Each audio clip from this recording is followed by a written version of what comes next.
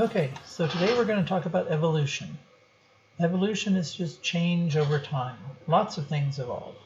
Mickey Mouse has evolved from when he first showed up as Steamboat Willie to today. He's gotten much cuter, bigger eyes, things like that.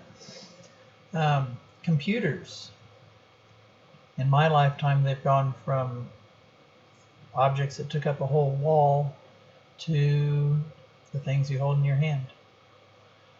So if everything's evolved, we don't have to just doubt that. Whether you agree that animals and plants, living things evolve, that's up to you. There's some people that don't think religion and evolution works together. I think it does. I'm a Christian. I believe in evolution. I don't think it's a problem, but some denominations do think it's a problem. I'm not requiring you, I couldn't anyway, I'm not requiring you to believe in evolution, but you do need to understand how science thinks it works. So if you don't believe in it, that's fine, but you still need to understand what I'm talking about. Throughout this whole year, we'll talk about how things have evolved.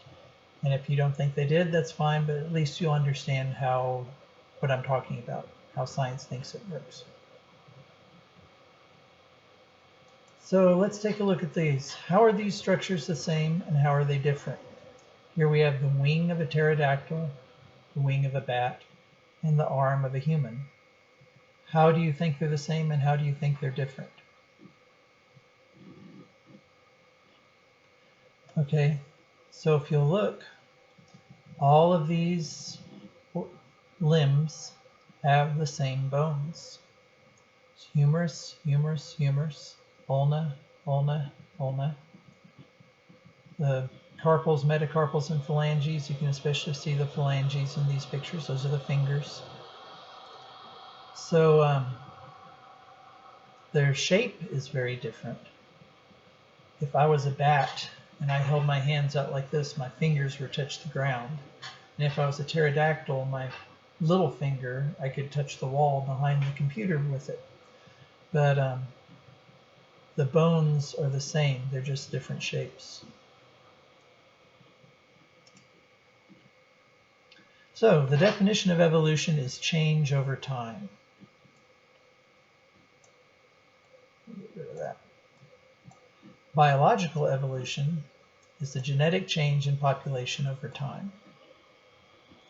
The process by which modern organisms have descended from ancient organisms. Slow change over a long period of time. Even relatively quick evolution takes hundreds of thousands of years. Now there's small changes that we can see quickly that we'll talk about, like resistance to pesticides or antibiotics, things like that. But for larger changes, it takes hundreds of thousands of years.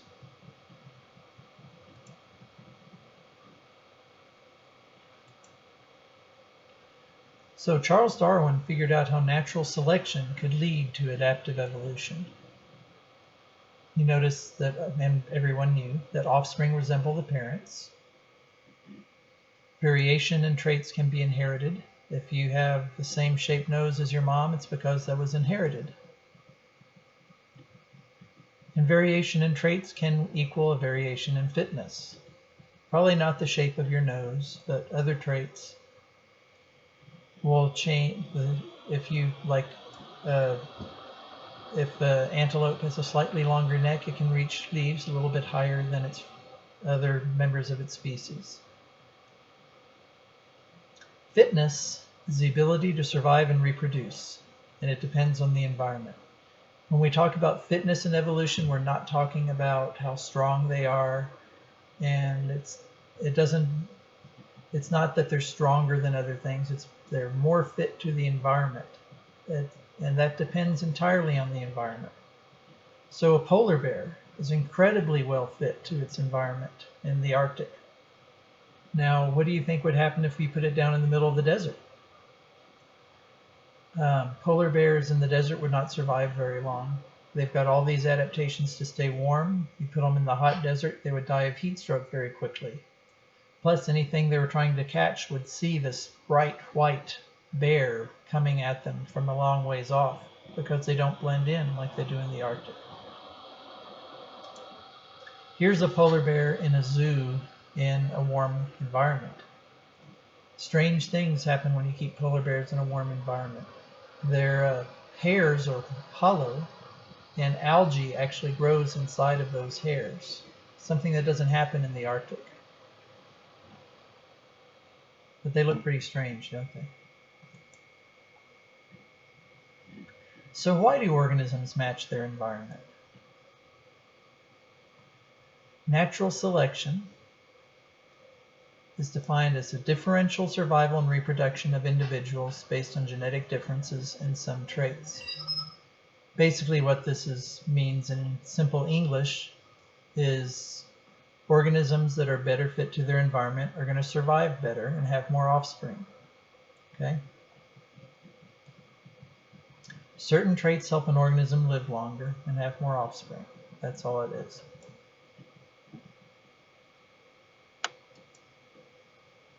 So let's look at resistance in bacteria to antibacterial soap. At first, there is no resistance. And use antibacterial soap, it kills them all. But if you get a mutation and you have one that now is resistant to the soap, you have 0.96% not resistant, 0.04 resistant. The next generation, the resistant one is going to have more offspring. And then we're going to put the antibacterial soap on it and kill the ones that aren't resistant. And over time, you see, you get more and more resistant ones because we're killing off the ones that aren't resistant. So the ones that are resistant live longer, they have more offspring, and pretty soon all of them are resistant. So what are some evidences for evolution? We're going to look at comparative anatomy, and then we're going to look at some other things. We're going to look at homologous structures, analogous structures, and vestigial organs. Okay, so even relatively quick evolution takes how long?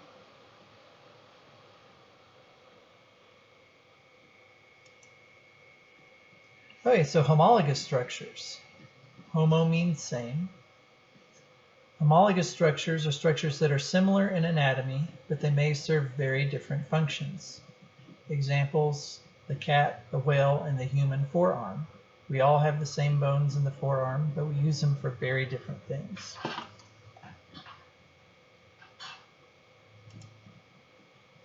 So here's homologous structures. Pterodactyls, birds and bats, dolphins and seals, dogs and sheep, humans and shrews.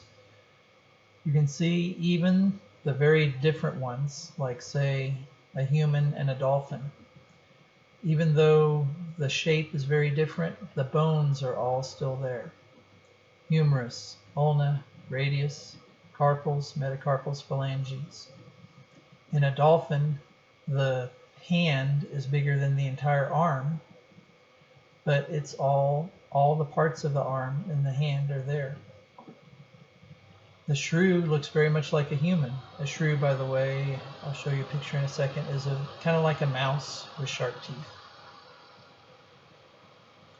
So all of these organisms have very, very similar arm structures.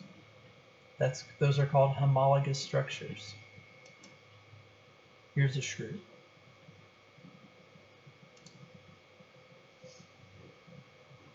So again, here's a penguin, an alligator, a bat, and a human. And we have all the same bones in our arms, even though they're very different. Very different shaped. Here's a dolphin's flipper, the bone structure. And you can see this is the same bones we have in our hand and in our arm. They're very compressed and they're going to be embedded in the flipper so you can't see them, but it's all there. So which of these are homologous structures? Homologous structures, so they're going to have this very similar anatomy.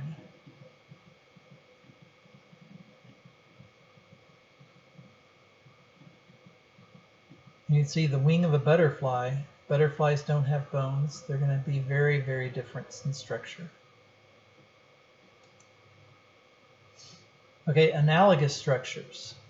These are structures that serve similar functions, but they've evolved independently of each other. So, all of these organisms fly, but their wing is designed in very different ways. The butterfly wing has no bones. There's actually 4 wings. The bat flies on its fingertips. You can see the several fingers. And the bird flies mainly on its arm. Here are 3 very different designs for wings. Here's a bird, a pterodactyl, and a bat. Pterodactyls, by the way, there were very small ones as well as very large ones. So it's not super strange that we're seeing a small one in between size with the bat and the bird. And there are very large bats today. This is a flying fox. They can have a wingspan of about 6 feet. Our bats in the United States are all very tiny, but these are quite large. So which of these are analogous organs? A dolphin's flipper in a human arm, bat's wing in a dog's leg, ant's leg in a human leg, or none of the above. Remember, analogous means they're used for the same function, so the ant's leg and the human leg are analogous. They're not homologous because they have very, very different structures, but they do have the same purpose. So here's homologous and analogous. Even the elephant has the same bone structure that we have in our arm. So let's take a look at this. We have a damselfly, a bird, a swallow, a penguin, and a seal. So which one of these are going to be homologous and analogous? Homologous, same structure; analogous, the same function. So homologous and analogous. The seal and the penguin, they're both using their flippers to swim, and they have the same bone structure. What about analogous and not homologous? So it would be the same use, different structures. That would be this one. So they're both being used to fly, but they don't have the same structure. So which one's homologous and not analogous? So the penguin and the swallow, they both have similar structures, very similar since they're both birds, but they don't use them in the same ways. So it's not analogous. And finally, not analogous, not homologous would be this one.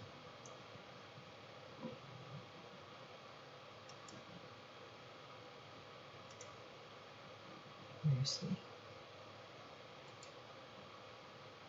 Okay, comparative embryology is another way we can look at this. All vertebrate embryos look similar to one another.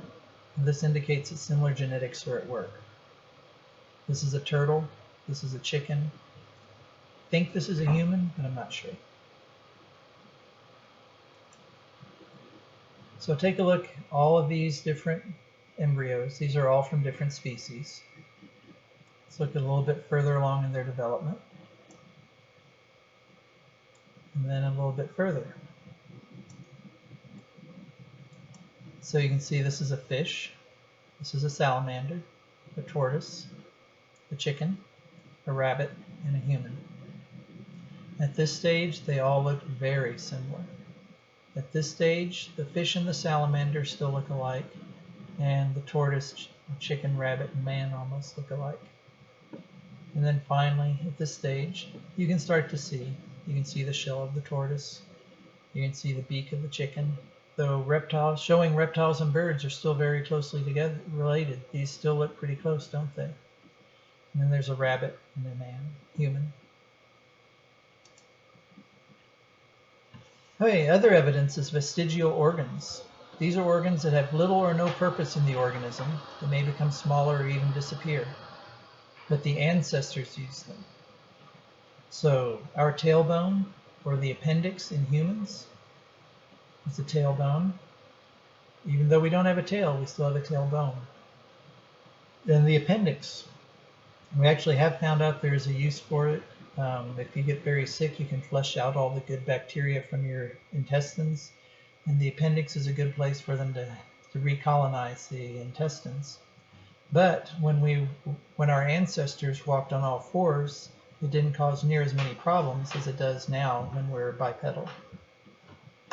Another vestigial organs. Snakes, some species, boa constrictors and pythons, have tiny leg bones and even toenails. Snakes are thought to come from a four-legged ancestor. So here's our tailbone, and it's embedded in your rear end. You can't see it. And about the only thing it's good for these days is if you fall on it real hard, you can break it, and it hurts really bad. And here, this is a snake, and you look real close right here, those are toenails. And if you look at the bone structure inside boa constrictors and pythons, they have leg bones and toenails. The toenails are the only things that stick out. And that's left over from their four-legged ancestors. What do you think about this? Anybody know what that is? This is actually a legless lizard. So this is a lizard. Most lizards have four legs. You can tell it's a lizard because it has ear holes. Snakes don't have ear holes. It also looks like it has eyelids. Snakes don't have eyelids. But there are lizards that have lost their legs through evolution. This is something a little different. It's called an atavism.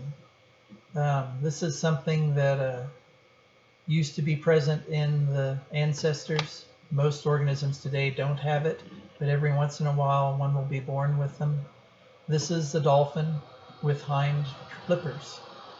So apparently at one stage the dolphins still have the genes for hind flippers or hind legs, and those genes are normally turned off.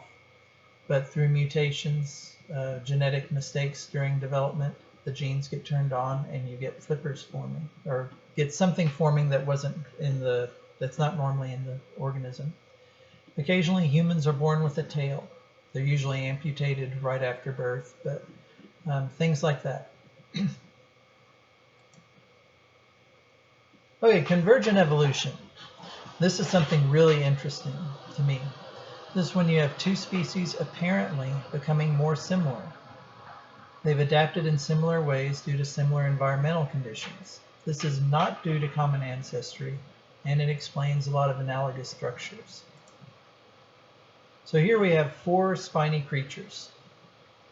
Here's a porcupine, a hedgehog, echidna, and a tenrec. The closest relative to a porcupine is rodents, squirrels, beavers, things like that. These are in the group called insectivores, not closely related to rodents at all. The echidna, believe it or not, the closest relative of an echidna is the duck-billed platypus. Echidnas and platypuses are the only mammals that lay eggs. So even though it doesn't look anything like a duck-billed platypus, it's way more closely related to a duck-billed platypus than it is to either of these. And the tenrec, I honestly don't know the taxonomy for a tenrec. I don't know what it's related to. But it's not rodents. Here's other examples. Here's three different types of anteaters found in very different places, and they're not related at all to each other. Here's the giant armadillo, which was a prehistoric version of our armadillos we have today, and the giant pangolin. They both have scales, not related to each other.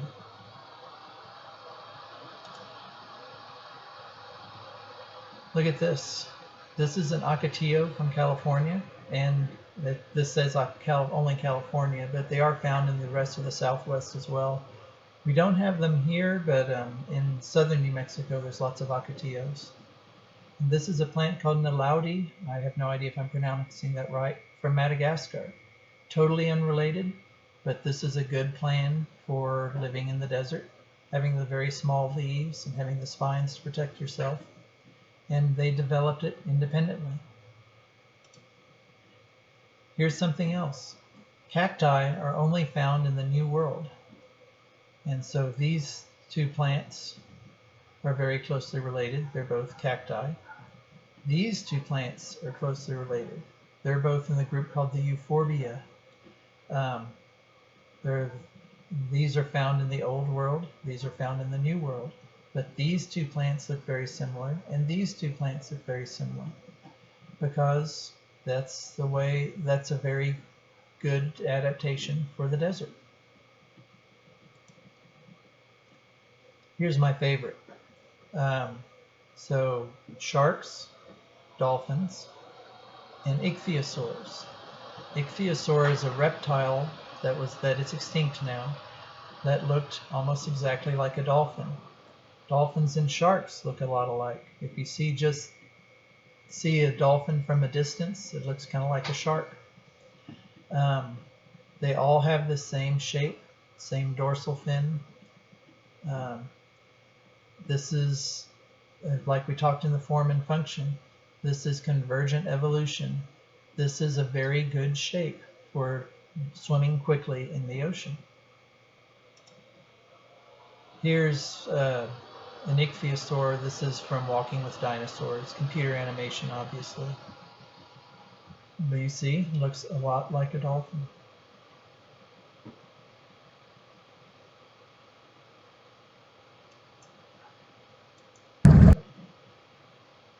Okay, so there's different scales of evolution. There's microevolution, micro meaning small, and macroevolution, macro meaning large. Microevolution is generation to generation change in a population's allele frequencies. We can see this. They talk about the moth that there were light versions and dark versions. And when the Industrial Revolution happened, all of a sudden there were way more dark ones than there were before, because there was soot on all the trees, and so they blended in. Where before, the light-colored bark favored the light-colored moths. This is the same thing with pesticides and antibiotics. The organisms becoming resistant to pesticides and antibiotics. That's microevolution. Macroevolution is where you get the origin of new taxonomic groups, new species, things like that. Okay, so there's natural selection, and in this case you can see the resistance building up if you spray pesticides, and there was one that's resistant, or not just one, but very few. All the non-resistant ones are killed, the resistant ones survive, and all the babies are resistant. There's also artificial selection. Over time, we've domesticated corn. This is what the wild plant looks like. This is modern corn. Wild plant is just a few kernels, and over time we planted the ones that were bigger, and then we got into these really large corn plants.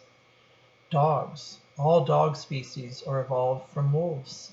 Not species. All dog breeds. All dogs are the same species, but all breeds are evolved from wolves. And we select the ones we found useful, the ones that we liked with dogs, the ones we thought were cute. Humans at a campfire. It's cold and I'm starving. Maybe I should ask for some scraps. What's the worst that could happen 10,000 years later?